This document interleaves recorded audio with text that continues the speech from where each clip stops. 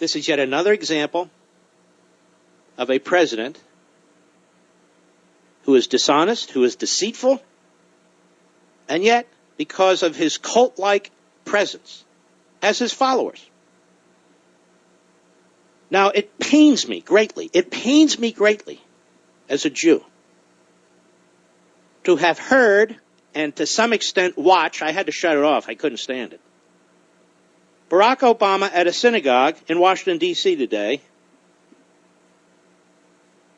where he gets this massive applause, sustained, massive applause. And I think to myself, what is with these self-hating Jews? I'm sorry, ladies and gentlemen, this is the truth. It just amazes me. The worst president America has seen, maybe ever, certainly in the top 2 or 3, and the worst president ever in his treatment of our allies, including the little state of Israel. This president has smeared Netanyahu. This president has attempted to defeat Netanyahu. This president has put Israel in a perilous state, as he has our own country, as he has some of these Arab countries, and he gets this rousing applause from Jews at this synagogue in Washington, D.C., because they're safe, they don't have a worry, they can live their phony ideology, and it doesn't affect anybody, because off they go doing their thing. It's pathetic. It's sickening to me. Absolutely sickening. And the things this man said, absolutely incredible. Cut one, go. Earlier this week, I was actually interviewed by one of your members, Jeff Goldberg. Stop. Jeff Goldberg is a left-wing hack, phony journalist for the left-wing hack Atlantic.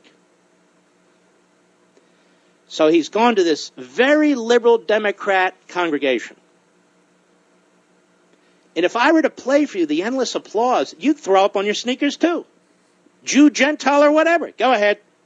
And Jeff reminded me that he once called me the first Jewish president. He called him the first Jewish president? I would call him the first Jew-hating president.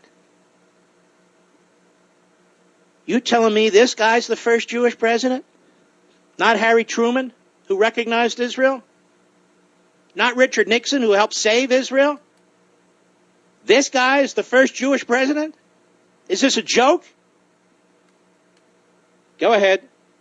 Now, since some people still seem to be wondering about my faith, I should... You know, this is another thing. Guy talks, he wonders about his faith. A guy that never goes to church. This is a guy whose father was a Muslim. This is a guy who plays this game about religion. Let me just be clear. I don't care what his faith is or if he has no faith. I will say this. He has done more by action or appeasement. Done more to unleash hell against Muslims in the world than any president ever. Go ahead.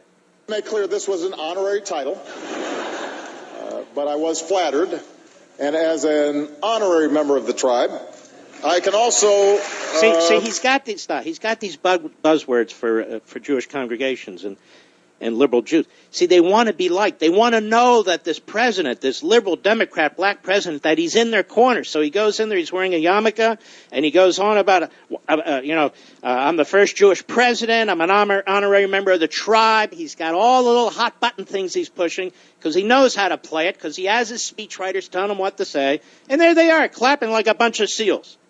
It disgusts me. Go ahead. Probably say that I'm getting a little bit of the hang of the lingo. Little bit of hang of the lingo. Little bit of hang of the lingo. Our first Jewish president. I mean, it's incredible. It's incredible. First Jewish president. Because some leftist at the Atlantic who loves interviewing this guy, Jeff Goldberg, a complete fraud in my humble opinion, a mouthpiece for Obama and an appeaser for Obama. This is his synagogue said that he's really the first Jewish president. I wonder how they feel about that in Israel. Now, in Israel, they have Jews that actually have to defend themselves, that actually believe in arming themselves, who actually believe in what they believe, not just attend synagogue and temple, but actually believe this stuff. Not here, at that synagogue in Washington, D.C. Cut 2, go. Today, the military and intelligence cooperation between our two countries is stronger than ever. Stronger than ever. Is this another joke? The military and intelligence cooperation between the two countries is stronger than ever? Stronger than the multiple wars Israel has fought? Seriously? Go ahead. Our support of the Iron Dome's rocket system has saved Israeli lives. Our support is if that program was developed by Barack Obama and his National Security Council. They had almost nothing to do with it. These programs take decades to develop. You know who's responsible for the Iron Dome? The same man who's responsible for the Strategic Defense Initiative. When they mocked Reagan, and they mocked his advisors, and they mocked General Daniels. That's right. Star Wars, Star Wars. That's where the Iron Dome comes from, the Reagan administration, not this clown. Go ahead. And I can say that no U.S. president, no administration has done more to ensure that Israel can protect itself than this one.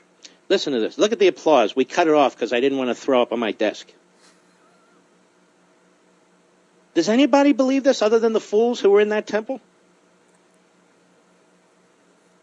And they're giving him support. So when he goes back to the White House, he's saying, I got the Jews. I can do it. I got the Jews. I can do whatever I want. Screw that Netanyahu. How many nukes do the Islamo-Nazis in Tehran want? I'll be right back. Mark Levin. No way Obama would walk into a solidly Orthodox synagogue, say in New York, and give this kind of crap and get applause. No way. So these are mostly secularists. Oh, no question about it. They want to be seen. They're Democrats. They're liberals. That's their religion. Oh, of course they show up at temple. And after services, you know, they get their grape juice and sugar cookies. Yeah, I know how it is. I remember. Very unserious. Oh, Obama's coming here. He must like us. Obama's coming here. You know, the first Jewish president. Oh, yes, he's coming here. Oh, he's done more for Israel than any other president in American history. Why am I going through this? Just like with immigration, just like with the black community, this is how this man conducts himself. He does this pandering. And these groups love it. They love it. They love to be pandered to. Meanwhile, he's destroying every damn one of them.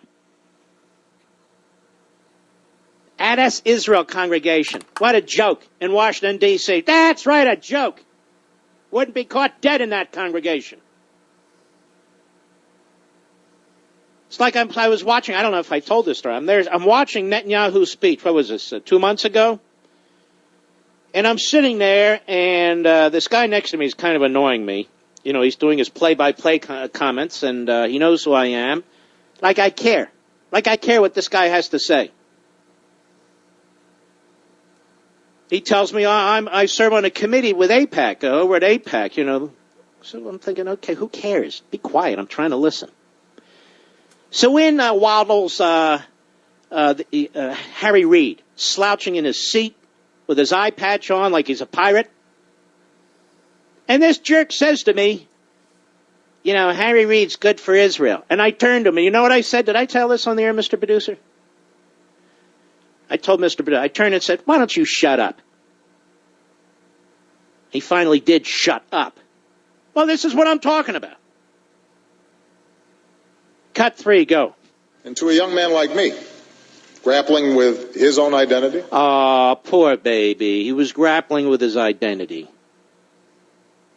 He was grappling with his identity. Oh, poor baby. He must have had it so rough. Where did he grow up? Did he grow up in a ghetto? No. Hawaii, actually. Oh. He must have gone to horrific schools. No, really? He went to a private school. Oh, he was grappling, though. No, not really. He was smoking pot. Lots and lots of pot. We know because he wrote about it. Oh, he was a pothead. Yes, he was grappling with pot. Very, very tough upbringing. Reminds him of Selma all the time. Then somehow the pothead, who had very poor grades because he won't release them, got into Ivy League schools. Whoa, how'd that happen? Well, he won't tell us. I can guess. Poor guy's Grappling, our first Jewish president. See how the liberal Democrats are? Clinton was the first black president, so Obama couldn't be the first black president. So he's the first Jewish president. How come he's not the first female president, Mr. Producer? What's that all about? Does he hate women? Anyway, go ahead. Recognizing the scars of race here in this nation, inspired by the civil rights struggle. Right. The idea that you could be grounded in your history, as Israel was. All right, let's stop. So as a young man, this is what he was thinking, you see. No, he wasn't. He was thinking, when can I get my next joint without getting caught? That's what he was thinking. Go ahead. Not be trapped by it, to be able to repair the world. Oh, and is this guy, is he delusional? Is he an egomaniac? I want to repair the world. Well, then resign. You want to repair the world? Resign, you jerk. That would go a long way. Go ahead. The example of Israel and its values was inspiring. Oh, the example of Israel was inspiring because, you see, when he sat in that church for 20 years with Jeremiah Wright, an anti-Semite, an America hater, a Marxist, and all the rest, I do declare, all during that time of sitting in the pews, 20 years, he was thinking to himself, how inspiring is Israel? Those Jews, how inspiring. While his preacher's going on and on about the Jews and Israel and apartheid. No, not for us. He had a very different view. I'm not done. I'll be right back. Just one more. I know this is painful. I know it's painful. When I deal with this, when it comes to how Obama responds to riots in black communities, when I deal with this, how Obama uses the Latino community and immigration for political ends, and now move on to the next group that he's focused on, the Jews. One more clip, that's all. At the Adas Israel congregation in Washington today. I wouldn't be caught dead in this place, even if they had the best sugar cookies in the world. Cut 4, go. And it is precisely because I care so deeply about the state of Israel. It's precisely because, yes, I have high expectations for Israel the same way I have high expectations for the United States. Oh, he has high expectations for Israel the way he does for the United States? Well, if I were living in Israel, I'd keep my head down then. Because he wants to fundamentally transform Israel then the way he's fundamentally transforming America, a.k.a. fundamentally destroying America. How about one country at a time, you jerk? Go ahead. That I feel a responsibility to speak out honestly about what I think will lead to long-term security. And to well, see, that's not the problem. He never shuts the hell up. The problem is nobody else is allowed to speak out. So the Prime Minister of Israel, Netanyahu, wanted to speak honestly about what he thought about what Obama and the Islamo-Nazis in Tehran were up to, and he was trashed and smeared by Obama and his surrogates and the Democrat Party and the media and the Democrat Party and the media and the Democrat Party. No, he can say whatever he wants. It's just that nobody else is allowed to speak out. So inappropriate, you know. Go ahead. Preservation of a true democracy in the Jewish homeland. And I believe that's two states for two people. Israel and Palestine. Well, he believes true democracy is two states for two people. So he's a segregationist, I guess. Right? Well, I've said before, I believe in the two-state solution. The two-state solution in the Middle East for Israel is the final solution. So they should resist it at every turn. Because the Arabs, the Palestinians, the Muslims, some are all of the same, all of the above, they don't believe in a two-state solution. They believe in the final solution when it comes to Israel and their neighbors. But I believe in a two-state solution in America, where all you liberals live in one part of the country and we live in another. And in my part of the country, we respect law enforcement, police officers. And we want criminals heavily prosecuted and thrown in prison. And we want criminals who slaughter a family of 4 in Washington, D.C. to face the death penalty, and quickly, because their DNA is there. Ooh, must be guilty. No, it's alleged. In my America, it's not what the government wants. It's what the people want. In my America, that's right, we have secure sovereign borders, not open borders. In my America, we have the strongest military on the face of the earth just because. In the other America, they have nothing. In my America, we do respect faith and tradition and customs and the American heritage. In the other America, coagula. Yes, I believe in a two-state solution in America. And, of course, I say this tongue-in-cheek. When we tried a two-state solution in America, remember, we had what's called a civil war, and that would not stand. But when it comes to the Middle East, we need a two-state solution. Why? You just heard what the man said. He's a segregationist. Two peoples, Israel and Palestinian, living side by side in peace and security. Who believes that crap? Living side by side in peace and security? The Muslims don't even live side by side in peace and security. The Arabs are at each other's throats, literally. Who believes this crap? Well, apparently these secular Jews at the synagogue. Yay!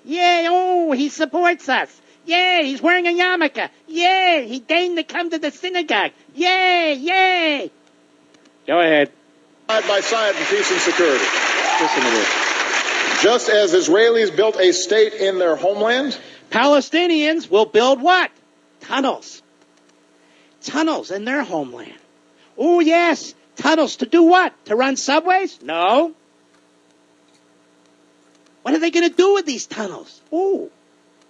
Well, they'll have terrorists crawl through the tunnels, go into these little Jewish villages, and slaughter little babies. Yay! Go ahead. Palestinians have a right to be a free people on their land as well. All right, lower your voice. So who's stopping them? I don't know who's more absurd when it comes to this, the ridiculous democracy project of the prior president or the ridiculous democracy project of this guy. You cannot have a two-state solution when people in one state want to destroy people in another state. Why would you agree to that? Would we agree to that? No. But the secular Jews in the synagogue, the self-haters, yay, let's do it, yay. And Obama leaves. Where should we go for lunch? Let's go to Bethesda, Chevy Chase. Oh, wonderful delis there. Have you tried the lean corned beef there? Oh, it's good. It's good. And by the way, it is good. It's very good. But that's they don't have to face the enemy. They don't have to face it. It's just, okay, yay. Democrat, good. Democrat, liberal, good. Obama, yes. First Jewish president. Hey, honey, what? What do you want for dinner?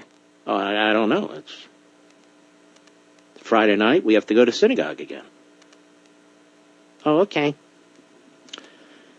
I'm not playing any more of this. I can't stand it. We have more clips. I just can't stand it. I can't. And I'm doing this, again, as I have with the other efforts at pandering to various groups based on ethnicity and race and religion and so forth, because this is what this man does. He builds a cult around himself. He balkanizes us. He divides us. And then he goes to each group and pretends that he's one of them. He's one of them. Never talks about the American people. Never talks about the American experiment, the American experience. Never talks about the greatness of our founding, the greatness of our Constitution. Never, ever talks about that. Never talks about how we need to build up our military to face the challenges of the Middle East and elsewhere. Never talks about that. Instead, he has to lie about his own history, where as a young man, he hanged out with what? With Khalidi, a mouthpiece for Hamas, with Wright, an anti-Semite. That's his background. That's who he stood with.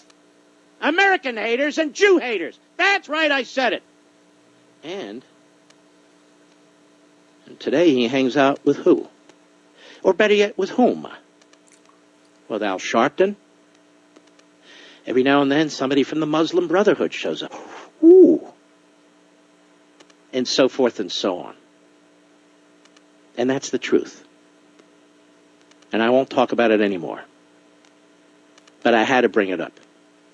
A friend of mine called me today, Sylvia. She said, you got to watch this. I said, I'm not watching any of it. Well, I lied. I turned it on and I almost threw up. Now, what the hell is this? I mean, there they are, sitting in the audience in the synagogue as props, with the cameras on. Not looking in the cameras because they know the camera's on. Almost like performers. The congregation, like performers for Obama, like clapping seals for Obama. Nobody had the guts to stand up and walk out. Nobody had the guts to bring a placard. None of it. None of it. He would never give this phony fraud speech in an Orthodox synagogue. Never. At least an Orthodox synagogue that's worth its salt. No way. Now he seeks out the secular Jews. Yes, the suburbs of Maryland and in Washington, D.C. Please don't call here and ask me, Mark, why are Jews liberals? Why are Jews Democrats? Why do they vote for a president who is hateful to Israel? I don't know anymore. I mean, I've said before, because their real religion is liberalism. It's the Democrat Party. And it's not just these people. You have Catholics the same way. You've got others the same way. But there's no question about it. There's no question about it. These are pretenders. They're pretenders. And I'm sick of it. I grew up around people like this. And other people too, but I grew up around people like this. There's no reasoning with them. There's no rationality. It's all knee-jerk. I'll be right back. Mark Levin. By the way, I am reminded, this phrase, repairing the world. Go ahead, Mr. Producer. Not be trapped by it, to be able to repair the world. Repair the world. See, he's got some Jewish guy writing this stuff for him, putting in all the little hot button phrases. Repairing the world in Hebrew is tikkun olam. And it's used often, that phrase. So he knows it has meaning to Jews in his audience. And I know that he's a fake, and this is garbage. Oh, yes. Yes, and the Jews in the audience, the clapping seals. Oh, did you hear what he said? He said, repair the world. Ooh. He said, tikkun olam. Oh, yes, our first Jewish president. Hey, yay, yay. Oh, for crying out loud. All right, I vented. I'm done with this. I can't take it. But I wanted to share it with you.